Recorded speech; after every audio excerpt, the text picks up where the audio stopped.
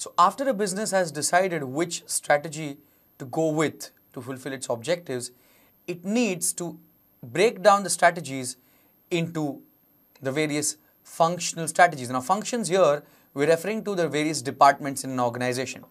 And in this chapter, we will discuss about 4 departments. We will discuss about marketing, we will discuss about production, finance, and human resource. Now, once the corporate level of management has decided which strategy to follow for the entire organization, the same strategies will be communicated to the business level of management, which consists of the heads of the departments, who in turn formulate the functional policies. Now here, when I say function, I am referring to the various departments: marketing, finance, production, and human resource. And these strategies will be implemented at the lower level of management, known as the functional level. Now here, it is noteworthy to observe that the business level consists of functions. So there comes the word functions, which is at the second level of management. There, functions refer to the various departments or the various types of work that needs to be done. And the functional level here, the interpretation of the word function is operations, the operational level of management. So the lower level of management, which is the functional level, is also known as the operational level. So the word function has 2 interpretations. One at the lower level of management, which is the functional or the operational or the supervisory level of management, and the other interpretation of it is in terms of the various departments, that is the functions. So once a business has identified what strategy it has to follow for the entire organization, and that is obviously decided by the corporate level of management, those strategies will be cut down or broken down into departmental strategies. Obviously, all the departmental strategies will be in sync with the main strategy of the organization. For example, I mentioned in the earlier chapters that Apple Incorporated intends to sell 8 crore phones of its product iPhone 6 after the launch, within 3 months of the launch. So 8 crore phones in 3 months. Now, let us just take an assumption that it wants to sell 6 crore phones in the first 3 months from the launch. So this is nothing but an expansion strategy, which is decided by the corporate level of management. Now, this forces the business to form functional strategies, which means each department has to form a strategy so that it can reach the main goal. Now, all the departments reaching their goals means the organization is reaching their goal. And obviously, there has to be a sense of coordination between the activities of the various departments. So in simple words, the finance department will make sure that the business has the required amount of capital for achieving the goal. The human resource department will make sure that the employees are trained enough so that they can go ahead with achieving the goal. The production department will make sure that there is no irregular supply of the products that the business intends to sell. The marketing and sales department will make sure that they have done the necessary arrangements to go ahead and fulfill the goal of the company. So all the departments will work together, and the individual departmental goals or the individual functional goals will be in sync or in link with the main goal of the company or the main goal of the business. So in simple words, functional strategy formulation deals with allocation of resources, making sure that there is coordination and management of functional areas. So each department has to be monitored as to whether or not the desired results are being achieved or not. Now, there are various marketing strategy techniques that a business may adopt. But before discussing this, I would like to discuss the 4 P's of marketing. The 4 P's of marketing, also known as marketing mix, which consists of these 4 factors, is product, price, place, and promotion. Now, each of these 4 factors is like the wheel of a 4-wheeler, and here there is no spare wheel. So if one of the factors of a particular product goes wrong, the product will not succeed in the market. The product mix in terms of the seller's view, is customer solution for the buyer. The price mix in terms of the seller's view is the cost for the customer. And the place, in simple words, means the distribution. How does a business make its product available? So, do they give free home delivery, or will the consumer need to go and buy from its retail outlet? And the promotion mix, in simple words, deals with advertising or other sales promotion techniques that a business adopts. The 4 P's of marketing will be product mix, price mix, place mix, and promotion mix. Okay. Now, to take a simple example, let's take for example a product like Maggi made by Nestle. Now, Maggi, the product is as per the likes, dislikes, tastes, preferences of the people. They've also come up with vegetable atta noodles so as to satiate the needs of those who are health conscious. So, the product is certainly good. The color of the product, the shape of the product, the size of the product does appeal to the consumer, which is a part of the product mix. Now, the price mix will consist of the pricing of the product. Now, Maggi starts, if you want to buy a Maggi, the packet starts from 5 rupees, so which is affordable, which is a part of the price mix, and any sort of discounts or any factor related to the cost of the product in terms of the cost to the consumer will be a part of the price mix. So, Maggi is a product which is preferred by the people, which is liked by the people, and the pricing is kept such that it is affordable. Place mix. Now, Maggi is made available through retail stores. We can probably get Maggi at each and every retail store, no matter which part of the country we are in. And the promotion, the ads that they make, or the various promotion techniques that they use certainly appeal to us. Now, if all these 4 factors are in the right place, the product goes hit in the market. The product is successful. One of these factors going wrong, the product will certainly not be a hit in the market. I'd like to take an example of Cadbury Boneville. Now, Cadbury Boneville had a good promotion. Its initial ads showed foreigners, one eagle coming and picking up a foreigner, and the tagline went something like this: "You don't buy a Boneville, you earn it." And quite a majority of Indians could probably not connect with that ad because of only foreigners being shown in that ad and the ad being only in English. But still, it was good promotion in general. The place mix, they made available Cadbury Boneville at a lot of retail outlets where other products of Cadbury were sold.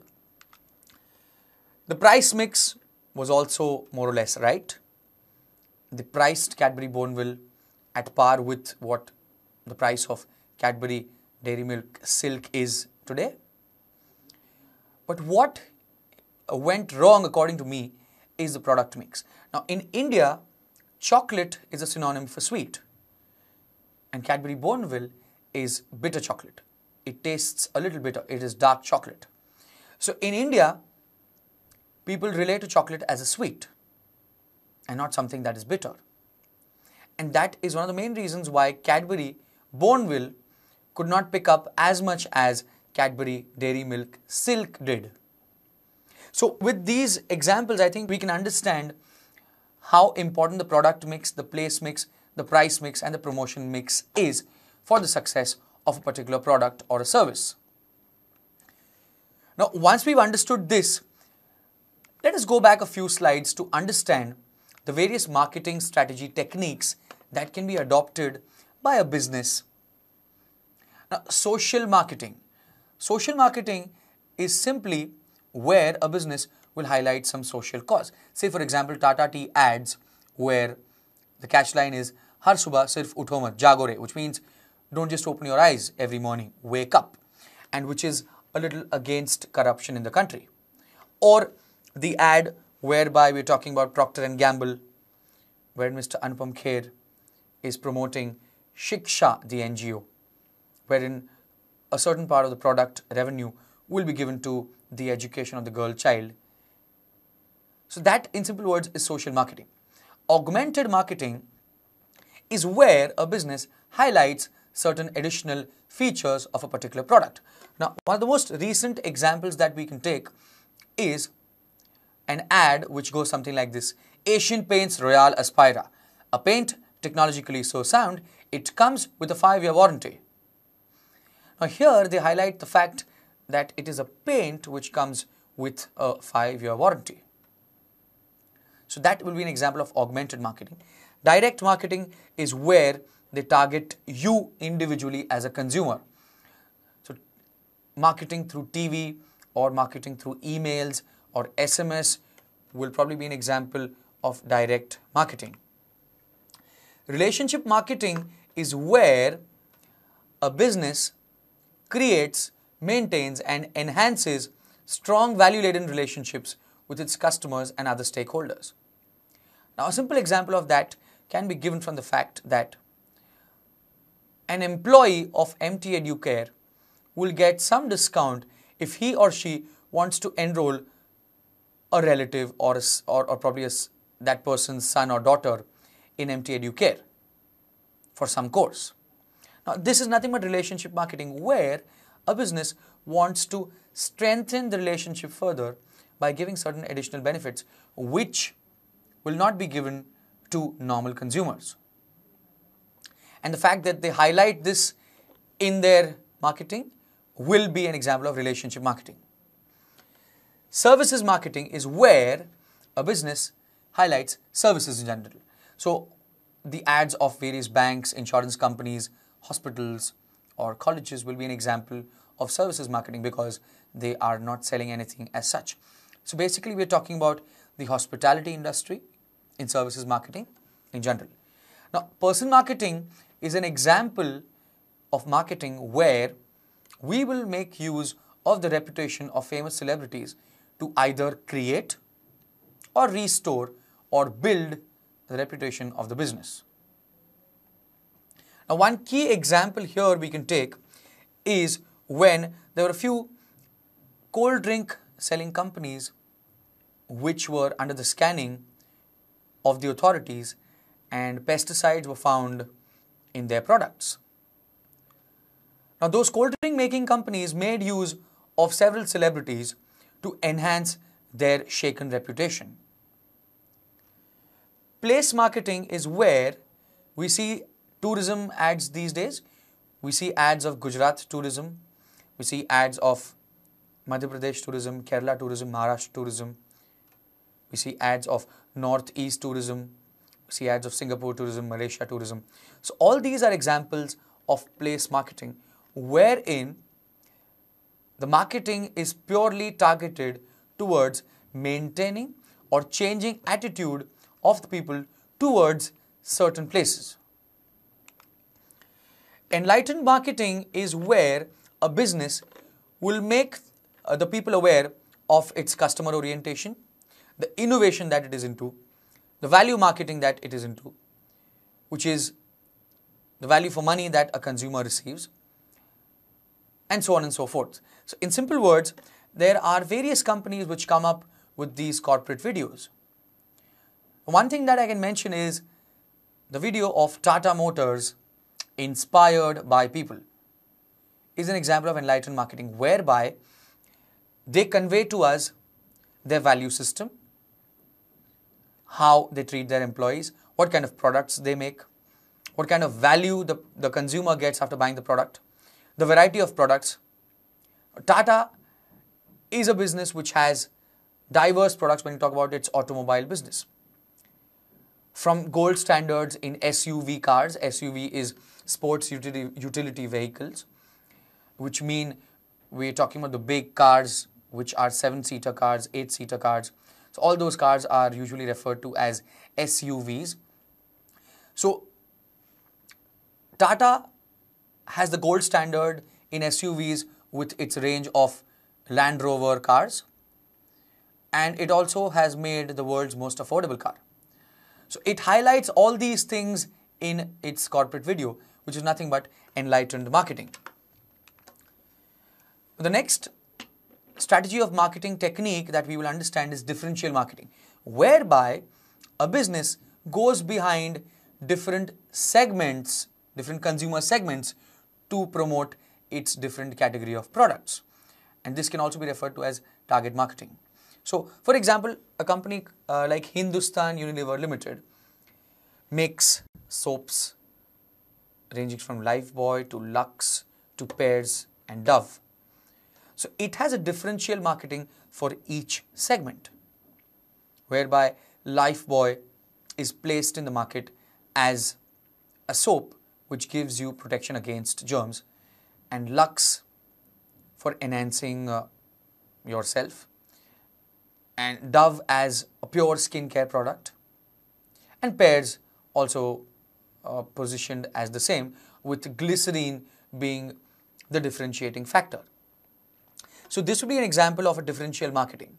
Now, synchro marketing is usually for seasonal products or seasonal pricing. Now, seasonal pricing for AC or fan. Now, in the summer season, obviously the price of AC goes up, which drops down in the winter season.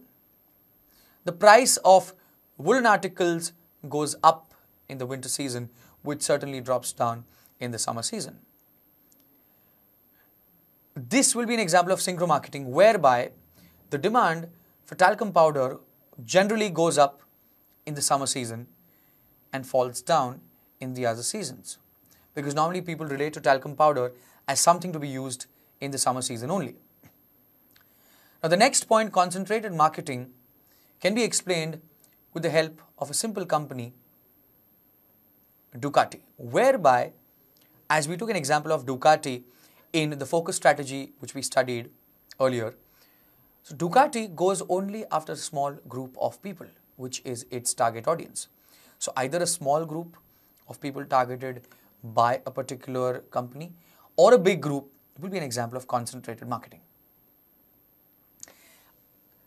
Another example that comes to my mind is a luxury car brand named Agera, which is spelt as Agera, which has a car priced at rupees 35 crores.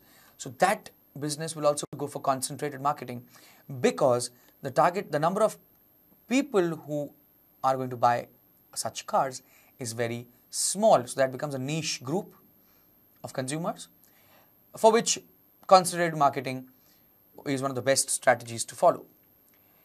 And the last point, which is called demarketing, is where there is an overfull demand and the business will try to reduce the demand temporarily so that it can restore the supply. Now, in simple words, if the demand falls and the supply is more, we need to bring a balance, or vice versa, we still need to strike an equilibrium. And that is what a business tries to do. Now, when the number of people traveling in buses is low, the business will not usually run buses at that particular point in time. Say, for example, we talk about tours and travels businesses. So they have certain timings at which the buses leave for various locations, for various destinations. And if we observe, generally, in the late night time, because of the number of people traveling is less, or in the afternoon time, the number of people traveling is less, and the peak hours are usually morning and evening. So the business basically will target this time of the day and will try to reduce the supply at the other time of the day, which is the non-peak hours or the off-peak hours. So this will be an example of demarketing. We already understood the 4 P's of marketing. And after formulating the marketing strategy, the next area will be finance. So in simple words, a business needs to take care of 3 things. Acquisition of finance, whereby it will decide the source of finance, which can be either shares or debentures or public deposits or bank loans or retained earnings and so on and so forth. So it needs to decide the source of finance. After acquiring the finance, after procuring, after getting the finance, what it needs to do is it needs to handle that money, handle that capital, which is nothing but management of finance. which can be done through evaluation of various factors like capital investment, fixed assets, current assets, fund flow, cash flow, and it has to evaluate the worth of the business. Now, just to mention, Xiaomi, the company, the Chinese giant in terms of phone making business, is valued at $10 billion today. Now, $10 billion comes up to some 60,000 crore rupees.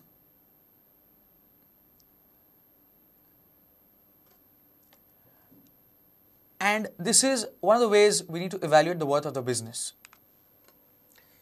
The production strategy will involve two key things about which we will discuss in this chapter, which is logistics management and supply chain management. But production, in simple words, will involve maintaining optimum balance between the inputs and the outputs, full utilization of capacity, optimum utilization of raw materials, the right layout, the product design, the quality control, the research and development. It has to come up with a good product line, the routing of the raw materials, the scheduling of the operations, the dispatching of the goods, and the follow-up thereafter. All these are core parts of production strategy formulation. So after a business has formulated the marketing strategy, finance strategy, the production strategy, a business needs to understand that it has to adopt a balanced scorecard approach. Now, a balanced scorecard approach, in simple words, means striking a balance between strategic objective and a financial objective. Now, one simple example that we can take is in terms of MT Educare. Now, suppose I, as a student of MT Educare, am a little more expectant in terms of service. Now, giving more service to me is one of the strategic objectives, that is customer satisfaction is a strategic objective of the business, for which it may incur a cost. So if it appoints a teacher to give me support, obviously they will pay the teacher. Now, for achieving its strategic objectives, it will incur a cost, which will probably strike an imbalance in its financial objective, because it goes ahead with calculation of a certain financial amount for various aspects of business. So strategic objectives are certainly important. So providing customer satisfaction is certainly important for a business, and also achieving its financial objectives is certainly important for the business. But in case a business has to decide where the inclination should be, it should be inclined more towards following strategic objectives, because strategic objectives have a long-term impact. So once a business starts achieving its strategic objectives, financial objectives become part of the achievement. So if a business provides good customer satisfaction, which happens to be a strategic objective, that leads to good reputation, which in turn leads to a good word of mouth from that consumer, which will fetch more income to the business in the years to come. Strategic objectives are given preference during normal times, but in difficult times, obviously, the financial objectives become more important. But as I mentioned, if there has to be an inclination, the inclination should be towards focusing on achieving the strategic objectives and not only the financial objectives. As I just mentioned a few minutes ago about logistics management. Now, logistics, in simple words, refers to the flow of materials and stores from the sources of suppliers to the factory for processing and subsequent distribution of goods to the final user. So the domain of logistics, in simple words, is procuring the raw materials at the right time, from the right source, in the right quantity, that is in the required quantity, not more, not less, and at the right price. So these are the 6 R's when we talk about logistics as a whole subject. So logistics, in simple words, deals with the fact that a business needs to procure raw materials, which will then go in the production unit. The finished product will be made out of it. The finished product will be stored in the warehouses, will be given labeling, packaging, branding, standardization, grading, transportation, advertising and so on and so forth, and the product will reach the end user, which is the consumer. So this is simply the domain of logistics management. So logistics management is more concerned, more connected with the operational part of production. On the other hand, supply chain management is nothing but an extension to logistics management. Supply chain management is a broader concept, is a wider concept than logistics management, whereby supply chain management also deals with the planning, implementation and controlling of the movement of materials. And supply chain management basically ensures that there is an integration of various functions, which means we're talking about the various aspects related to the production of the goods. So supply chain management deals with product development, which involves research and development, which involves market research. It involves procurement of raw materials, which means getting raw materials, manufacturing, which is a part of the operations, the distribution of the products, outsourcing if and when required, customer service, which is a very, very, very important thing for a business, and performance measurement, that is performance evaluation. So supply chain management as a concept goes beyond logistics management. So in simple words, we can say that logistics management is a part of supply chain management. Research and development becomes very important for businesses. Now, the automobile giant Volkswagen spent more than $12 billion in 2013 only on research and development. $12 billion plus amount is a huge amount for research and development. Now, research and development is a key thing for businesses which are closely associated with technological products like automobiles. Samsung also extensively spends in research and development, so does Intel. So R&D as a concept becomes very important, because it is only through R&D that I will be able to develop a new product or a new technology or bring about a change in my existing product and make it better. So after understanding the marketing strategy, after understanding the finance strategy, the production strategy, I need to understand human resource strategy formulation. Now, human resource arguably is the most important resource in an organization, because in the words of Peter Drucker, a business is controlled, owned and managed by people. A business is what it is because of its people.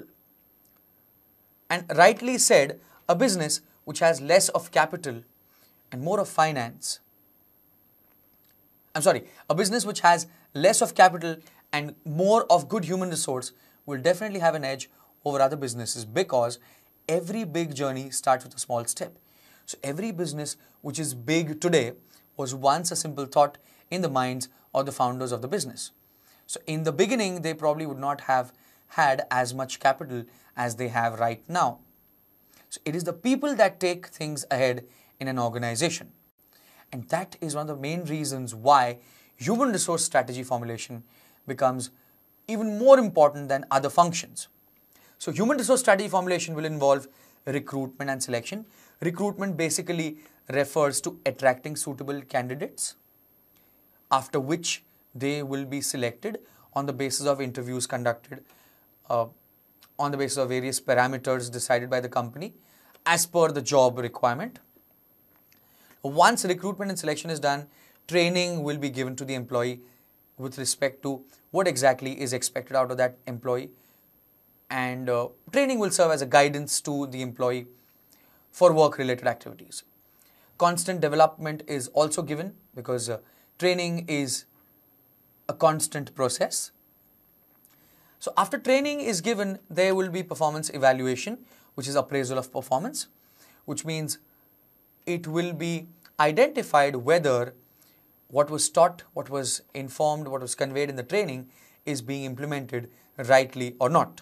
So in case everything goes right, the employee is rewarded with recognition, or the employee may be given transfer or a promotion or incentives. And in case the business feels that the employee is not working up to the mark, further training, further corrective measures will be taken accordingly. And compensation obviously becomes a part, because at the end of the day, every employee is working hard for money. So compensation is something that is in a lot of organizations not just monetary. It is also in the form of recognition, personal recognition.